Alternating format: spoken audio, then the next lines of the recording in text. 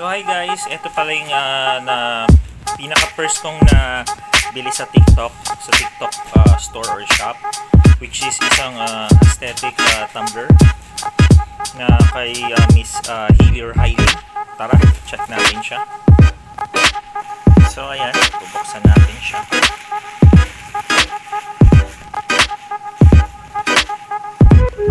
Yan ang itsura niya.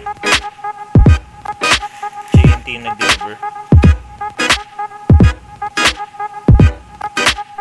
Tapos bubble wrap siya.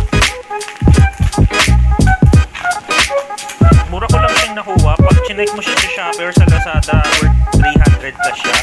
Roughly mga 289 or 279. Pero nakakuha ko lang siya sa halaga 215 pesos and 50 cents. So yan, isa siyang sports bag.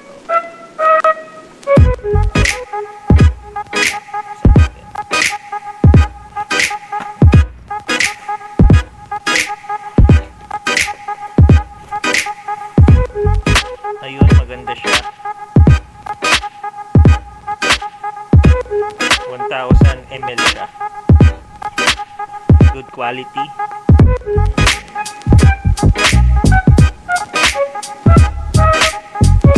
Ang itsura niya. 1,000 ml. Tapos, pag binuksan natin siya, meron siyang trainer.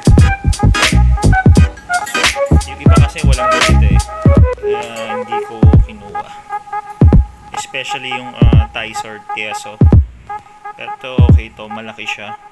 Pag tinabi, pag tinabi mo dito sa Aqua Plus, okay na rin. Medyo madulas siya. Ito medyo may matte finish, pero okay naman siya. Pero anyway, sa talagang 200 plus, okay siya.